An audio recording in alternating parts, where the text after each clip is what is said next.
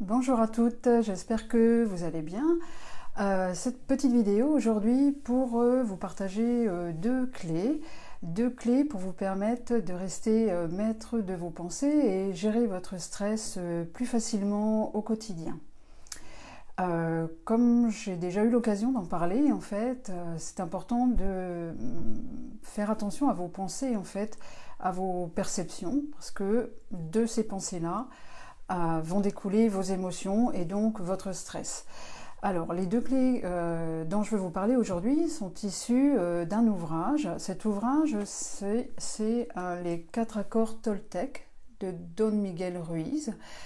C'est pas récent, c'est un ouvrage, moi le mien il date de 2005, pour vous dire que voilà, ça fait un petit moment que c'est en circulation. Peut-être que certaines le connaissent déjà, peut-être pas. En tout cas, je vous invite vraiment à vous le procurer et à le lire bien sûr, mais à intégrer en fait et à vous exercer avec ces petits outils-là. Parce que c'est vraiment très très précieux, ça vous permet d'être vraiment autonome au quotidien pour éviter d'accumuler du stress et de ne pas toujours gérer son état d'esprit et son état émotionnel comme on l'aimerait. Du coup, alors les accords Toltec, ils sont au nombre de 4. Aujourd'hui, je vais vous partager 2 d'entre eux. Le premier, c'est ne pas faire de suppositions. Alors, ça veut dire quoi ne pas faire de suppositions? Vous voyez, quand vous vivez une situation, quand vous allez vivre une situation, vous imaginez, je ne sais pas, ce week-end, vous allez peut-être rencontrer des amis, avoir une soirée, etc. Parfois, on anticipe, on fait des suppositions sur ce que les gens vont dire, sur ce que les gens vont penser, sur tout un tas de choses en fait. Et c'est vrai aussi sur, par exemple, un événement qu'on a vécu, ou une rencontre, ou ce que quelqu'un a pu nous dire. On fait des suppositions sur ce que la personne elle pense, ou comment on est jugé, mais vraiment bien souvent, par exemple sur le futur, on va vraiment anticiper. On va se dire, ben oui, mais si, et si, et si, on se déroule tout un film, ça se passe jamais comme on l'a prévu, mais le fait de faire des suppositions, et parfois avec peut-être une anticipation pas forcément très positive, ça va générer de l'anxiété, ça va générer de l'inquiétude, du coup, ça génère du stress, et on ne se sent pas très très bien. Du coup, ne pas faire de suppositions.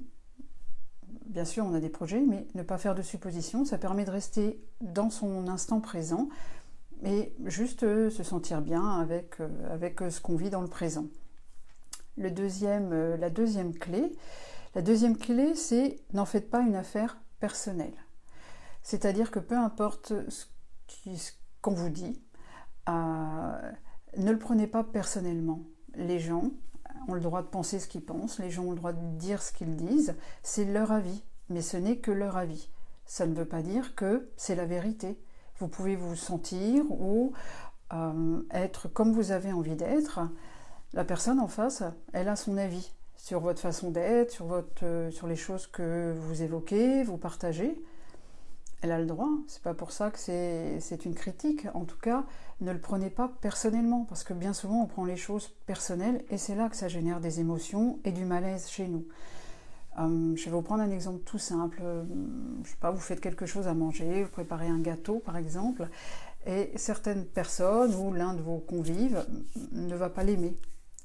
Si vous commencez à prendre les choses personnellement, vous remettre en question, dire mais alors je cuisine mal, il y a quelque chose qui ne s'est pas bien passé, peut-être j'aurais dû faire autre chose, vous allez vous remettre en question, peut-être même vous critiquer, du coup vous attaquez votre estime personnelle, vous baissez en énergie, et du coup vous générez un malaise, vous générez du stress, alors que juste vous dites ok, il n'aime pas mon gâteau, c'est possible, chacun ses goûts en fait, ça ne remet pas systématiquement en question qui vous êtes.